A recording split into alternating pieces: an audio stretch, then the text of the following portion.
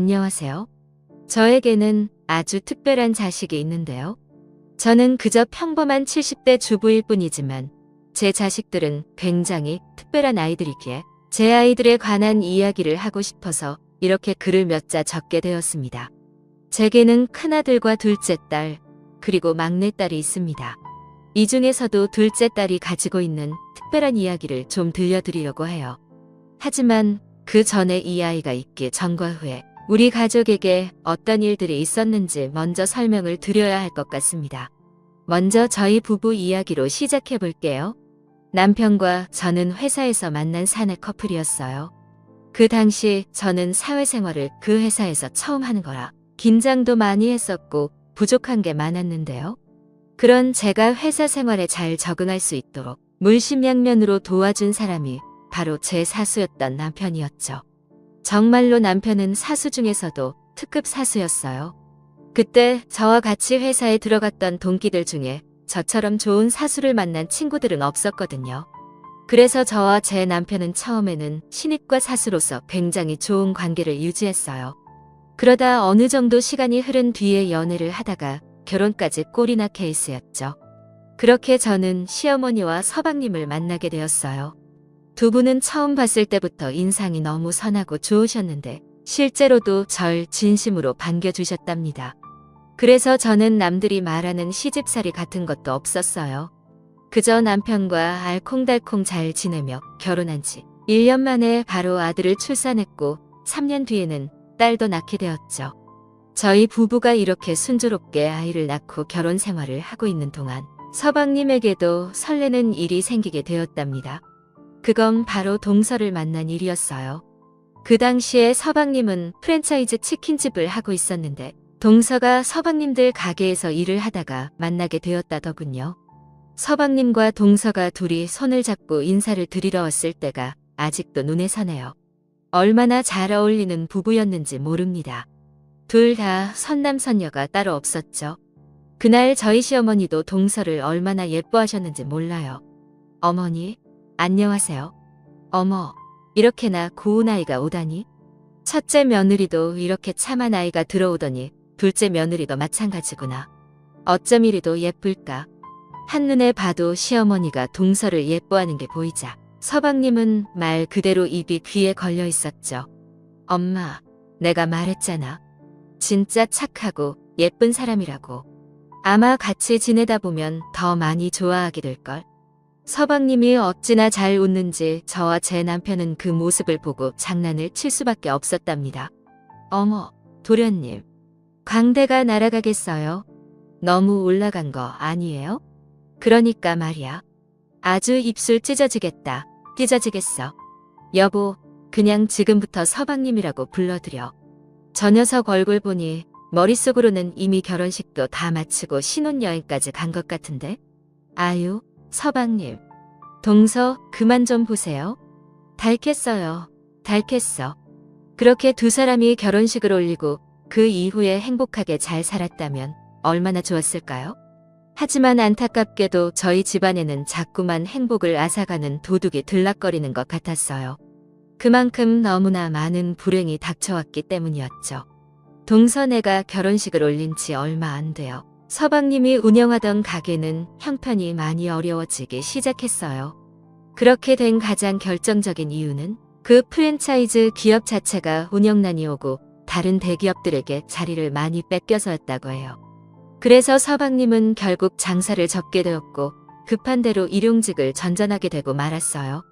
마침 또 동서가 결혼 1년 만에 딸아이를 출산한 직후에 또 둘째를 임신하게 되면서 서방님이 느끼셨을 부담감은 더 컸던 것 같습니다. 그런데 얼마 지나지 않아 충격적인 소식이 들려왔어요. 그 성실하고 착했던 서방님이 사망하셨다는 겁니다. 그날 서방님은 도로 포장 작업에 투입되어 일을 하고 있었는데 그만 달려오던 졸음운전 차량에 치이고 말았던 것이었죠. 사고 소식을 접한 저희 가족은 정말 헐레벌떡 병원으로 뛰어갔어요. 먼저 도착해 있던 동서는 봉긋하게 불러온 배를 안고 오느라 정신이 없었죠. 그때 동서는 임신 5개월 차라 배가 어느 정도 나오고 있는 상태였거든요. 우리 남편이 왜 그렇게 착한 우리 남편이 누가 우리 남편을 우리 아기 아빠 얼굴도 못 보고 우리 남편 아기 얼굴도 못 보고 이렇게 가면 어떡해.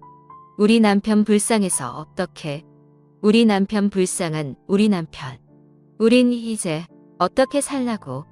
우리 애기들이랑 난 어떻게 살라고. 여보, 여보. 동서가 정신을 못 차리고 오열하고 있을 때 옆에서 큰 조카는 제 엄마를 따라 빽빽 울고 있었어요. 일단 저는 아이를 안아들고 잠시 복도로 나가 눈물을 삼키며 달랬고 남편 역시 얼굴이 창백해진 채로 장례 수속을 받는 등 일처리를 도왔어요. 얼마 지나지 않아 도착하신 시어머니도 세상이 무너져라 통곡을 하셨죠. 자식을 잃은 어머니의 슬픔이 얼마나 끔찍하겠습니까? 시어머니의 속은 정말 말도 못할 정도로 무너지셨을 거예요.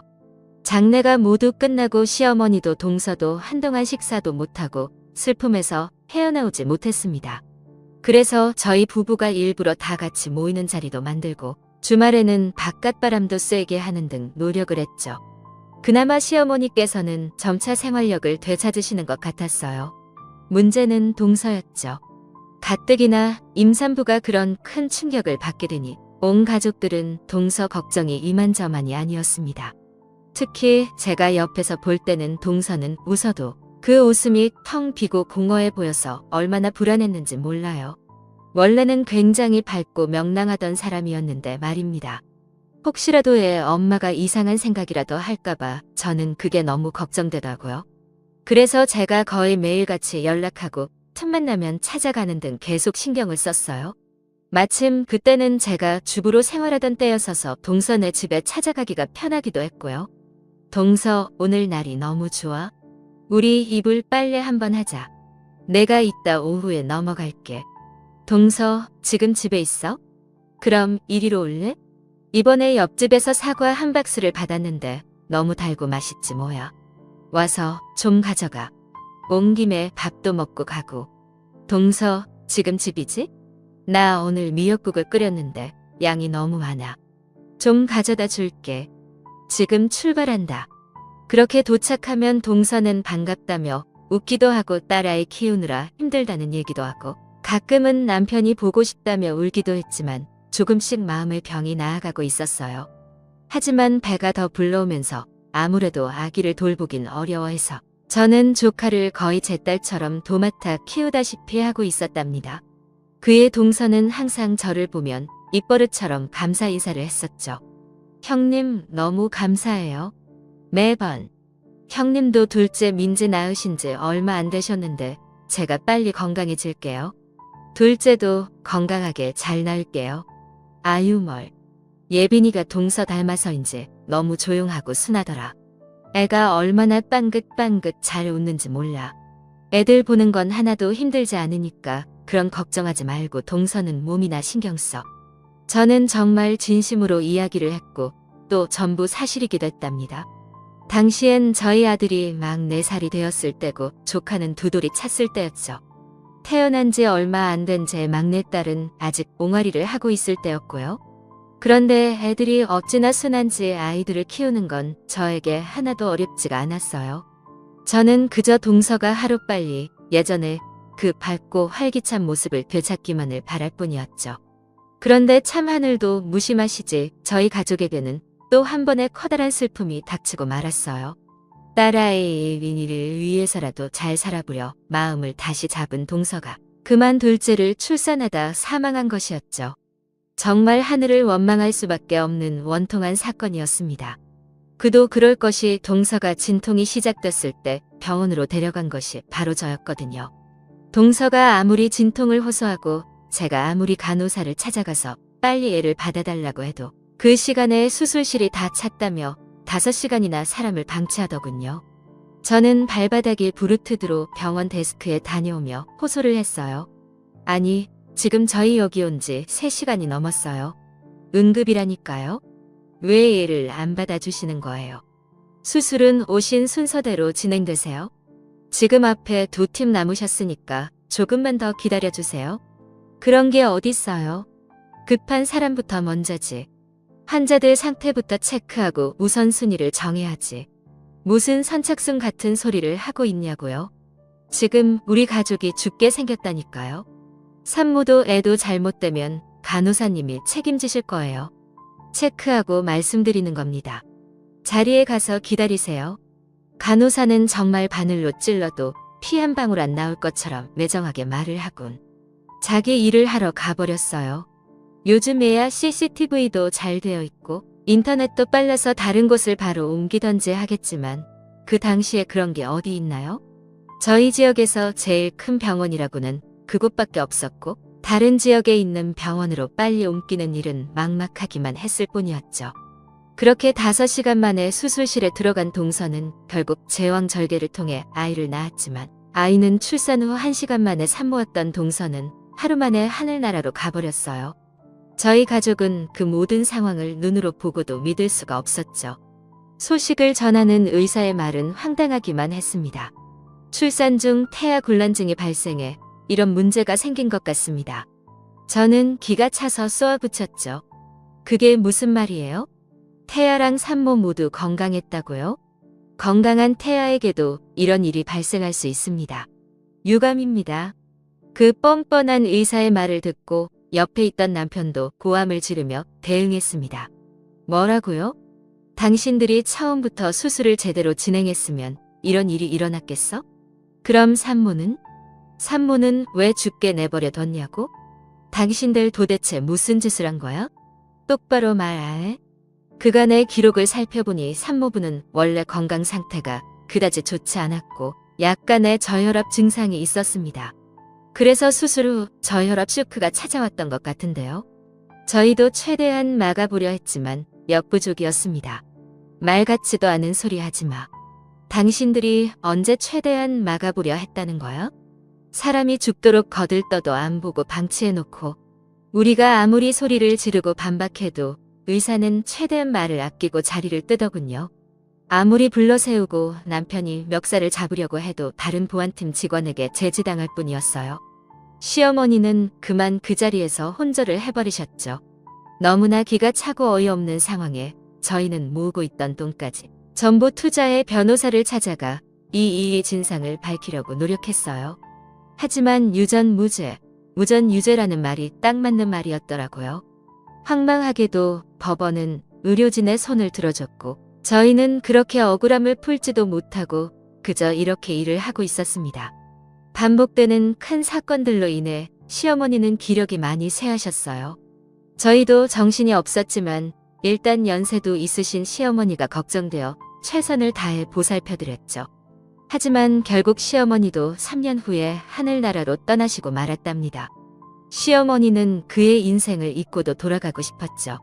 시어머니께서 워낙 인맥이 좋으셔서 많은 분들이 조의를 표해 주셨지만 저는 하나도 위로가 되지 않았어요. 그 당시에는 저 역시 반복되는 비극에 지쳐있던 상태였고 시어머니를 보내드리며 저희는 그의 인생을 잊고도 돌아가고 싶었죠. 저는 하나도 위로가 되지 않았어요. 그 당시에는 저 역시 반복되는 비극에 지쳐있던 상태였고 시어머니를 보내드리며 어쩌면 그곳에서 그리웠던 아들도 남편도 둘째 며느리도 보시니 좋으시려나 하는 무기력한 생각뿐이었어요. 그런데 그런 제가 정신을 다시 차리게 된 두 가지가 있었는데요. 첫 번째는 바로 남편이었어요. 남편은 불과 1년 남짓의 시간 동안 자신의 가족을 모두 떠나보내고 재수 씨와 태중의 아이까지 지키지 못했다는 죄책감으로 많이 힘들어하고 있었습니다. 일상으로 돌아와서도 항상 낯빛도 어둡고 어깨가 축 처져 있었고요. 그 모습을 보고 너무 마음이 아팠어요. 그래서 나라도 정신 차리고 남편에게 힘이 돼줘야겠다고 생각하게 되었죠. 그러던 차에 남편은 저에게 너무나 가슴 아픈 부탁을 하게 되었답니다. 시어머니를 보내드리고 약 2주 뒤에 남편이 갑자기 저에게 할 말이 있다며 불러서는 무릎을 꿇고 빌기 시작하는 겁니다. 여보, 내 동생이 세상 떠난 지도 얼마 안 됐고 재수 씨마저 이렇게 가버렸잖아. 그래서 말인데 남겨진 우리 예빈이 좀 키우면 안 될까? 저번에 엄마 보내드리고 예빈이 외가에 맡기고 오는데 재수 씨 친정은 워낙 사람들이 좋지가 않더라고. 애가 거기서 얼마나 눈치 보면서 자라겠어. 안 그래도 엊그제 꿈에 동생이 나와서 제발 예빈이 좀 걷어달라고 울면서 부탁을 하는데 그날 이후로 내가 걱정이 돼서 잠을 못 자겠어. 당신한테 어려운 부탁인 거 아는데 내가 우리 예빈이 직접 지켜주지 않으면 후회하게 될까봐 너무 걱정되고 잠을 못 자겠어. 내가 당신한테 평생 잘할 테니까 우리 예빈이 좀 같이 키워줘. 제게 회사 생활을 알려주던 특급 사수는 없고 자꾸 초라해진 남자만 남아있더군요. 그게 너무 마음이 아파서 저는 그만 남편을 혼내듯 말을 해버렸어요. 여보, 지금 그런 말이 어딨어. 일어나. 남편이 돼가지고 자기 부인한테 이게 뭐야? 아내한테 듬직한 모습을 보여주지 못할 망정. 지금 뭐 하는 거야? 일어나. 당연히 예빈이 내가 키워야지. 그리고 당신도 나한테 당당하게 우리가 예빈이 키워야지. 당신이 잘못해서 일어난 일은 하나도 없는데 왜 당신이 이렇게 죄 지은 사람처럼 기가 죽었냐고. 일어나. 집안의 가장이 이게 뭐 하는 거야. 보기 싫게. 가뜩이나 속상해 죽겠는데 말을 하다 보니 저도 감정이 북받쳐 울고 그런 저를 보며 남편도 눈물을 흘렸답니다. 여보, 정말 고마워. 정말 고마워. 내가 앞으로 우리 애들 그리고 예빈이까지 정말 예쁘게 키울 수 있도록 더 열심히 노력할게. 정말 고마워. 여보, 내가 당신이랑 결혼하고 자꾸 힘든 일만 겪게 해서 미안해. 앞으로 당신 우리 애들이랑 행복한 일만 있도록 내가 더 노력할 거야. 여보, 정말 고마워. 정말 정말 고마워. 저희 부부는 그날 이후로 예빈이를 아예 입양해서 저희 딸로 키우기 시작했죠. 예빈이는 얼마나 예쁘게 잘 자라 주었는지 몰라요. 제 엄마를 닮아 곱기도 하고 제 아빠도 닮아 착하고 성실하기까지 했답니다. 그 성실함으로 공부를 하니 매번 성적이 잘 나올 수밖에 없었죠. 그런데 그 성적이 잘 나오지 않아서 예빈이의 성적이 잘 나오지 않았어요. 매번 성적이 잘 나올 수밖에 없었죠. 예빈이를 키우는 일은 저에게는 항상 기쁨이었어요. 그런 반면 저희 집엔 예빈이와는 너무나 상반되는 문제야도 한 명 있었는데요. 바로 예빈이보다 2살 많은 제 큰아들 동호였습니다. 동호는 예빈이가 제 친딸이 아니라는 걸 알고 있었어요. 동서가 떠날 당시에 4살이었던 그 작은 아이가 그 옛날 일을 다 기억하더라고요. 아무래도 저희 집안에 일어났던 모든 아픈 일들이 동호가 한창 부모 사랑받고 커야 했던 시기에 일어나서였는지 저희도 동호에게 충분한 사랑을 주지 못했던 것 같습니다. 나중에 생활이 좀 안정되고 나서 그제라도 아이들을 더 살뜰히 챙기려 노력하긴 했는데 예빈이까지 포함해서 균등하게 대하려고 했던 게 아들 동호에게는 맞지 않았던 모양이에요. 동호는 유치원을 다닐 때부터 예빈이에 대한 식의 질투를 늘 가지고 있었는데요. 동호가 자주 예빈이네 친동생도 아닌데 라는 말을 툭툭 내뱉곤 했습니다. 엄마 예빈이 내 친동생도 아닌데 왜 자꾸 양보하라 그래. 엄마 예빈이 내 친동생도 아닌데 왜 우리 집에서 같이 살아. 엄마 내가 엄마 진짜 아들인데 왜 나한테 더 잘해주지 않아. 그럴 때마다 저는 동호에게 예빈이도 똑같이 엄마 자식이고 엄마는 동호도 예빈이도 막내 민지도 똑같이 사랑한다고 설명해 주었죠. 하지만 동호의 엇나간 마음은 쉽게 돌아오지 않는 것 같았어요. 심지어는 제가 없을 때 예빈이를 괴롭히기도 하는 것 같더라고요. 그 일을 직접적으로 목격하게 된 날 저는 큰 충격을 받을 수밖에 없었답니다. 하루는 몸이 좋지 않아 반차를 내고 집에 일찍 들어오게 되었어요. 당시 애들이 나란히 초등학교를 다니고 있을 때라 제가 없어도 집에서 잘 지냈기에 저도 일을 다시 시작하고 있었거든요.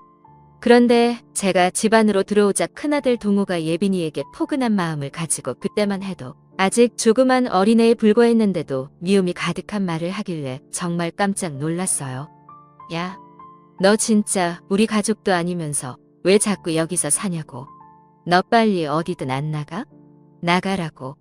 넌 여기 있을 게 아니라 보육원이나 고아원 같은 데 가야 돼. 너 고아원이 뭔지 알아? 보육원 같은 거 들어봤지? 빨리 나가서 넌 그리로 들어가.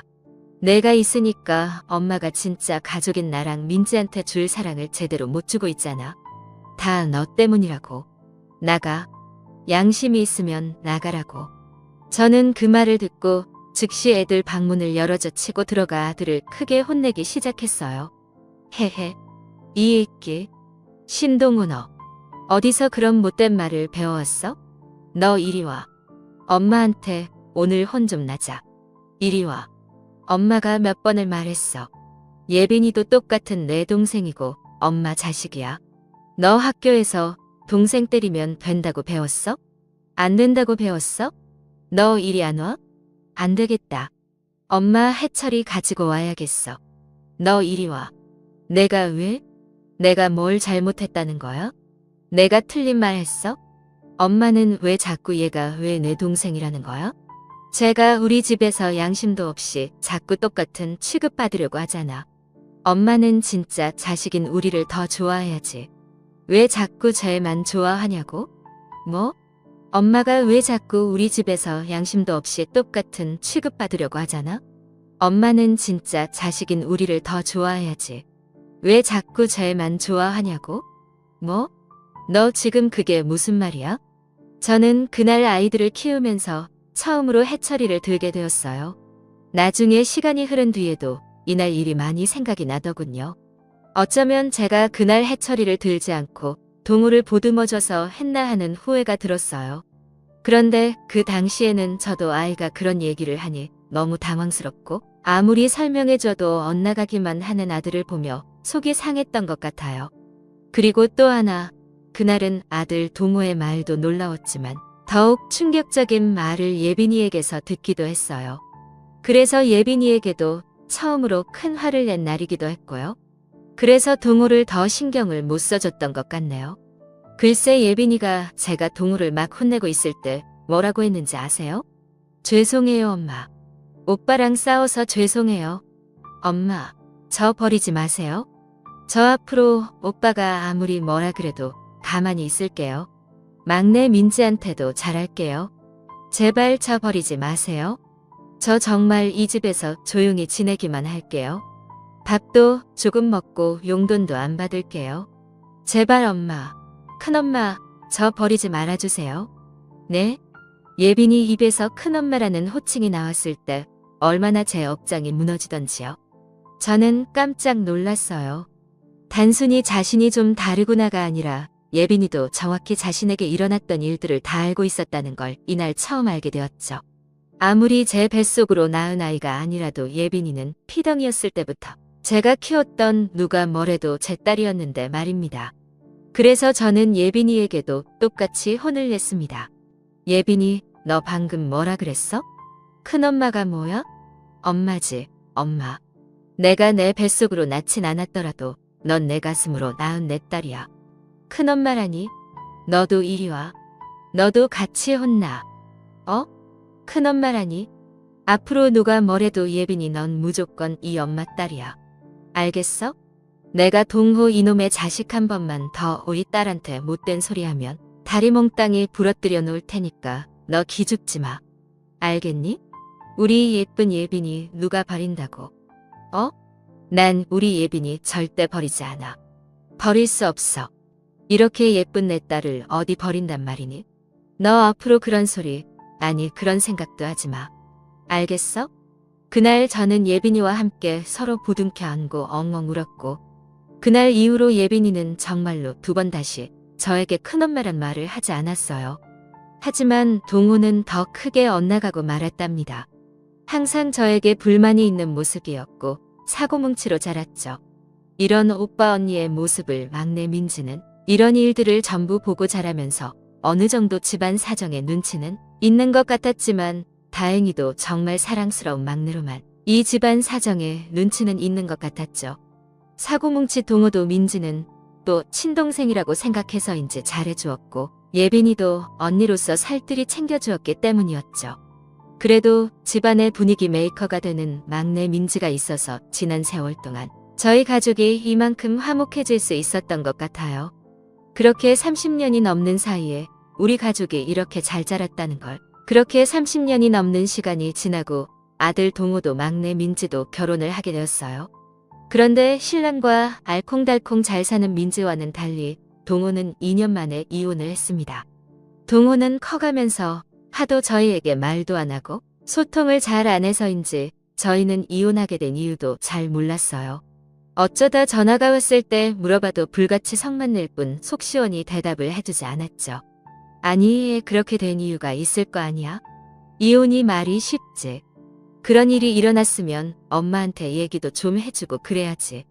그냥 딸랑 이혼해서 이 한마디로 연을 끊으라는 게 말이 되니? 그럼 이미 도장 찍은 걸 어쩌라고? 그리고 나 아직 29이야. 아직 결혼 한 번도 안 한 놈들이 수두룩한데 그깟 결혼 나중에 또 하면 되지. 뭔 큰일이라고 그러는 거야? 그뿐만 아니라 동호는 제 아비한테 틈만 나면 이 핑계 저 핑계를 대며 돈을 타가더니 한 번은 사업을 한다는 거짓말을 치고 엄청난 거액을 빌려갔더라고요. 그 돈을 돈으로 사업을 한다고? 한 번은 사업을 한다는 거짓말을 치고 엄청난 거액을 빌려갔더라고요. 그리고 그 이후에는 연락이 거의 끊기다시피 되어버렸어요. 제가 그 전부터 남편에게 동호한테 자꾸 쉽게 돈 주지 말자고 애 버릇 더 안 좋아지는 것 같다고 얘기를 했는데도 바보같이 착한 남편은 그래도 사내놈이 어디 나가서 괜히 기죽고 그러면 될 일도 안 되고 그러는 거야 라면서 자꾸만 돈을 퍼주다가 벌어진 일이었죠. 저희의 생활 형편은 그렇게 자꾸만 밑바닥으로 가라앉고 있었어요. 그러던 차에 또 한 번 저희 가정에는 큰 비극이 찾아오게 되었어요. 어느 날 일을 마치고 돌아온 남편이 자꾸만 발바닥이 저리다고 통증을 호소하는 겁니다. 그때는 그게 큰 병인 줄 모르고 그냥 발 마사지를 열심히 하거나 따뜻한 물로 조격을 하기만 했는데 이게 날이 갈수록 더 심해지더군요. 그래서 제가 큰 병원에 가서 검사를 받아보자고 했지만 예전 동서 때 일로 병원에 큰 불신을 갖고 있던 남편은 뭐 큰일 있겠어? 하고 넘기더라고요. 그런데 통증에서 끝나지 않고 물집이 잡히기 시작하길래 저는 남편 손을 붙들고 큰 병원에 가서 억지로 데려갔습니다. 그리고 검사를 진행해봤는데 결과는 충격적이었죠. 의사 입에서 나오는 말은 도저히 믿을 수가 없었어요. 아버님, 당뇨가 이렇게 심하신데 왜 이제야 병원에 오신 겁니까? 지금 발바닥에 피가 통하지 않아 통증이 생기시는 거예요. 당뇨 합병증이시고요. 이미 괴사가 진행되고 있어서 곧바로 치료를 들어가더라도 얼마나 복구되실지 장담할 수 없습니다. 말 그대로 눈앞이 캄캄해지는 것 같았죠. 애꿎은 남편에게 왜 진작 말하지 않았냐고 소리를 쳤지만 이미 제대로 치료를 할 수 있는 시기가 지났다고 하니 할 수 있는 게 많지 않았어요. 저는 있는 돈 없는 돈까지 전부 긁어모아 치료를 진행했지만 병원비를 감당할 수 없었죠. 그래서 병원에 가서 치료를 진행했지만 병원비를 감당할 수 없었고 결국 남편은 오른쪽 팔을 절단하고 의족을 찰 수밖에 없었답니다. 이 소식을 듣고 저희 두 딸 예빈이와 민지는 어떻게든 도움을 주려고 했지만 결국 의족을 찬 아버지를 보고 굉장히 슬퍼했죠. 하지만 인생사 세웅지마라고 했던가요? 당시 로스쿨을 다니고 있던 예빈이는 더욱 도끼를 품고 공부를 열심히 하기 시작했어요. 그리고 로스쿨을 마치고 나서 뒤이어 한 번의 변호사 시험까지 붙어버리는 기염을 토했고요. 안 그래도 예빈이는 어렸을 때부터 줄곧 변호사가 되겠다는 꿈을 가지고 있었는데 그 이유는 바로 자신의 생모가 의료진 부주의로 사망했음에도 불구하고 제대로 된 보상도 받지 못하고 법정 싸움에서 지고 말았다는 이야기를 알게 되었기 때문이었답니다. 그래서 예빈이는 항상 입버릇처럼 제게 말하곤 했어요. 저는 꼭 변호사가 돼서 억울한 일을 당하는 사람들을 도와주는 일을 할 거예요. 의료 사건을 전문적으로 맡는 변호사가 있대요. 변호사도 다 각자의 분야를 정해야 한다는데 저는 이미 정했어요. 그래 우리 딸, 아이고 기특해라. 그래서 이렇게 열심히 공부했구나. 엄마가 늘 응원할게. 그랬던 우리 예빈이가 변호사 시험 결과가 나오는 날 저희 집으로 와서 안겨올 때 얼마나 감격스러웠는지 모릅니다. 예빈이는 울먹거리면서 저희에게 합격 소식을 알려왔어요. 그동안 밤늦게까지 공부하며 고생했던 예빈이의 노력이 빛을 발하게 되었다니 정말 날아갈 정도로 기뻤죠. 얼마 지나지 않아 예빈이는 변호사 사무실에 취직해서 일을 하기 시작했답니다. 예전부터 본인이 얘기해왔던 의료사고를 전문으로 다루는 변호사가 된 것이죠. 그런 우리 딸이 얼마나 뿌듯하고 자랑스러웠는지. 그뿐만 아니라 예빈이는 3년 후에 또 다른 기쁜 소식을 제게 가져다 주었어요. 바로 결혼할 사람이 생겼다는 것이었죠. 안녕하세요. 어머님, 아버님 박창진이라고 합니다. 아이고 어서 와요. 세상에 변호사 양반이라더니 인물도 훤칠하고 반가워요. 예빈이가 데려온 사위는 예빈이보다 7살 많은 변호사 선배였는데요. 같은 로스쿨 선수로서는 예빈이가 이렇게 잘 지내셨다고 합니다. 같은 로스쿨 선후배로서 만남을 이어오다가 연인 사이로 발전한 모양이었습니다. 한눈에 봐도 너무나 잘 어울리는 한상이었고 그렇게 둘은 결혼을 하게 되었죠. 결혼식 혼주석에는 남편과 제가 나란히 앉았어요. 남편은 의족을 최대한 가리기 위해 일부러 안쪽에 자리했고요. 그날 예빈이는 하염없이 눈물을 흘렸어요. 특히 제가 있는 쪽으로 오기만 하면 더욱 눈물을 쏟더군요. 양가 부모님께 인사를 올리기 위해왔다가 제 얼굴은 쳐다도 못 보고 우는 예빈이를 보고 저 역시 하염없이 울었죠. 그때 생각만 하면 아직도 심장이 울렁이고 눈물이 납니다. 시간이 많이 지났는데도 지금 이 글을 쓰고 있는 순간조차 눈물이 앞을 가리네요. 아마 그날의 기억은 평생 제게 잊혀지지 않을 거예요.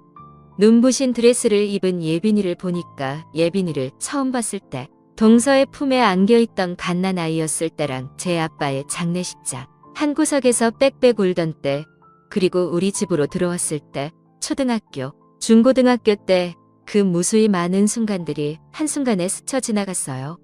그리고 그런 순간들을 보내고 지금 이렇게 예쁜 신부가 되었다는 것에 5만 가지 감정이 북받쳐 오르더군요. 아마 예빈이도 마찬가지였을 겁니다. 그래서 그렇게 심하게 눈물을 흘렸겠죠. 우리 둘이 너무 우니까 분위기가 조금 무거워졌는지 사회자가 일부러 장난을 막 치더군요. 아이고, 우리 신부님 그렇게 시집가기 싫으세요? 신부님이 우리 어머니가 너무 좋으신가 보다. 설마 지금 이 결혼 협박당해서 하는 거 아니죠? 예빈이와 저는 그 순간에만 울다 말고 웃었던 기억이 있네요. 그런데 그렇게 예쁘게 결혼한 지 얼마 되지 않았던 어느 날 갑자기 사위가 저와 남편을 찾아왔더라고요. 저희는 말도 없이 찾아온 사위를 보고 어리둥절했죠. 자네 연락도 없이 여기 무슨 일인가? 예빈이랑 무슨 일이 있어? 아닙니다. 어머님, 아버님. 오늘은 제가 두 분께 드릴 말씀이 있어서 온 겁니다. 그래? 무슨 말인가? 여기 주소로 한번 가보시겠어요? 이곳으로 가보시면 어머님, 아버님께 특별한 소식이 들려올 겁니다. 그래? 뭐 알겠네. 다른 일은 없고? 네, 그게 답니다. 사위는 사람 좋은 웃음만 지을 뿐 별다른 말을 안 해주더라고요. 그래서 그 다다음 날 예빈이가 우리 집으로 오기로 한 날에 예빈이 차를 타고 그 집 주소에 가봤답니다.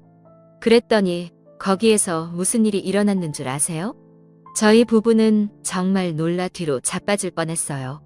그곳은 서울 한복판이었는데 딱 봐도 외관이 세련되고 깔끔한 아파트가 있는 자리였거든요. 너무나 놀라서 뒷좌석에서 두 눈을 동그랗게 뜨고 있는 저희 부부와 달리 예빈이는 너무나 익숙하게 아파트 지하 주차장을 들어가고 동호수를 정확히 찾아 주차를 하더군요. 얘, 여기가 어디니? 아니, 지금 어디로 가는 거야?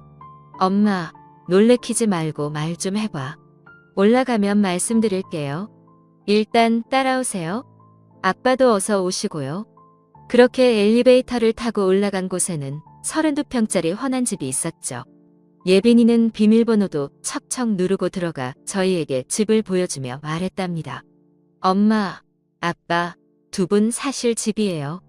가구도 전부 들여놨으니 두 분 오늘부터 바로 여기서 지내시면 돼요. 환하게 웃는 예빈이의 말을 듣고 저희는 어안이 벙벙할 정도로 놀랐어요. 현실 같지가 않았달까요?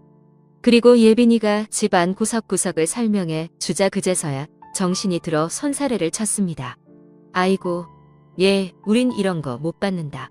너 지금 너희 남편이랑 같이 더 잘 살아갈 생각해도 모자랄 판에 우리가 염치도 없이 어떻게 이런 걸 받니? 아유, 됐다 됐어. 우린 이런 선물 못 받아. 이거 너희 남편이랑 둘이 지내고 우리는 됐다. 이게 다 도대체 뭐니? 엄마, 아빠 몸도 많이 안 좋으시고 엄마도 그러시잖아요. 아빠 병원 다니시기엔 지금 살고 있는 집은 교통도 너무 불편해요. 여기 병원 가까운 곳에서 지내면서 건강관리도 하셔야지. 엄마가 항상 그랬잖아요. 사람이 생활하는 환경이 중요하다고요. 그동안 저 이렇게 성장할 수 있게 키워주신 은혜 이렇게라도 갚는 거예요. 제발 받아주세요. 아이고, 내가 언제 너한테 선물 같은 거 바란 적이 있었다고. 얘는 선물이 집이 뭐야. 집이. 이런 걸 우리가 어떻게 받아. 한참을 그렇게 예빈이와 옥신각신하는데 현관문 소리가 들리더니 사위가 들어오더군요. 나중에 알고 보니 예빈이는 이미 사위와 실시간으로 연락을 하는 중이었고 사위는 이미 지하 주차장에 도착해 있었다고 해요. 거기서 기다리다가 예빈이의 연락을 받고 올라온 거고요. 사위는 저희를 보고 환하게 웃으며 얘기했어요. 어머님, 아버님, 어떠세요? 좀 둘러보셨어요? 마음에 드세요? 제가 이 정도 능력은 됩니다. 밖에서 조금 들었는데 저희 살 것도 여기만큼 번듯해요. 나중에 짐 정리되시면 한번 모시겠습니다. 너무 염려 마세요.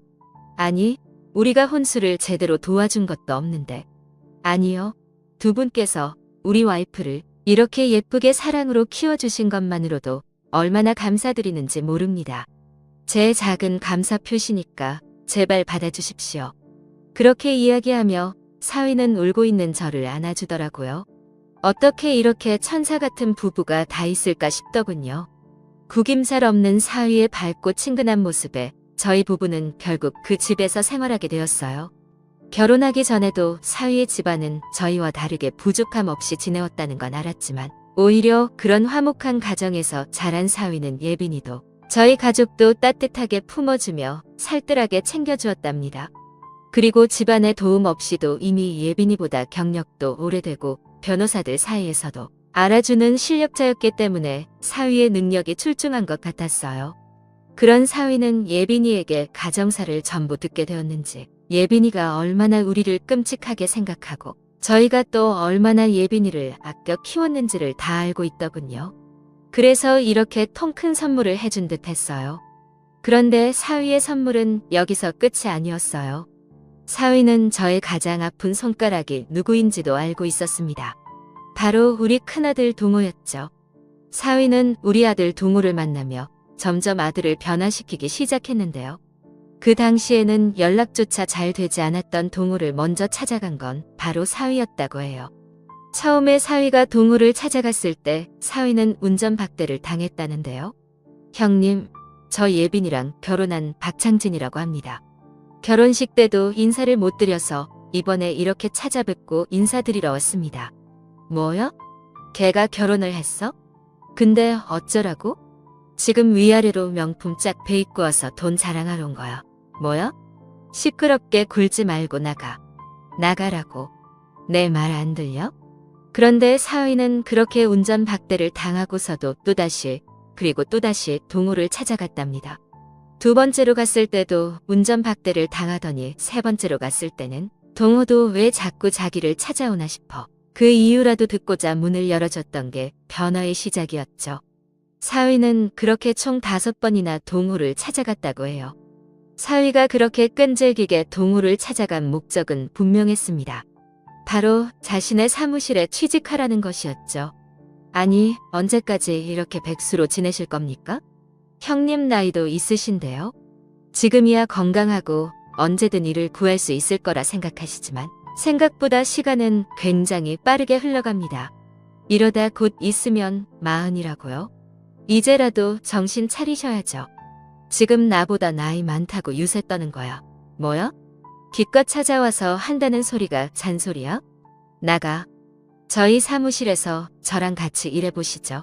알게 되는 것도 느끼게 되는 것도 많으실 겁니다. 보수도 정직원이랑 똑같이 드릴 테니까 저 한번 믿어보세요. 아, 시끄러워. 그러다 마지막으로 찾아갔을 때 사위는 제 남편의 영상을 보여줬대요. 이놈이 글쎄 그때까지도 제 아버지가 의족을 찾다는 것도 모르고 있더라고요. 얼마나 연락을 안 하고 살았는지 저희도 그 얘기를 나중에 듣고 깜짝 놀랐어요. 장인어른 이렇게 몸 불편하신 거 알고 계셨어요? 형님 언제까지 키워주신 부모님 가슴에 대못을 박을 겁니까? 두 분께서 가장 믿고 의지할 장남이 이러고 있으면 그 속이 어떠시겠어요? 요즘 제가 주말마다 아버님이랑 병원 다녀오고 있습니다. 원래 형님이 하셔야 하는 일 아닙니까? 동호는 그 영상을 보고 큰 충격을 받았는지 한동안 말을 못했다고 하더군요. 그리고 며칠 뒤 먼저 사위에게 전화를 걸어 이력서를 뽑아들고 찾아갔답니다. 그렇게 일을 시작하며 사위 밑에서 많은 걸 배운 듯 했어요. 우리 예빈이와 마찬가지로 사위도 전문 분야가 있었는데 그게 바로 교통사고였다고 해요. 그런 곳에서 일을 하다 보니 억울하게 사고를 당하거나 심지어 목숨을 잃는 사람들도 보고 명백한 잘못을 저지르고도 후회하거나 뉘우침이 없는 사람도 보고 정말 다양한 사건 사고들을 목격하게 되었나 봅니다. 동호가 저희에게 먼저 연락한 건 사위의 사무실에서 일을 시작한 지 1년이 되었을 때였어요. 그동안 사위를 통해 동호 소식을 듣던 저희 부부는 추석 명절에 동호가 찾아온다는 연락을 받고 새벽부터 일어나 기다리고 있었죠. 나이가 드니 아침잠도 없고 몇 년 만에 아들 얼굴을 보게 되니 도저히 누워 있을 수가 없더라고요.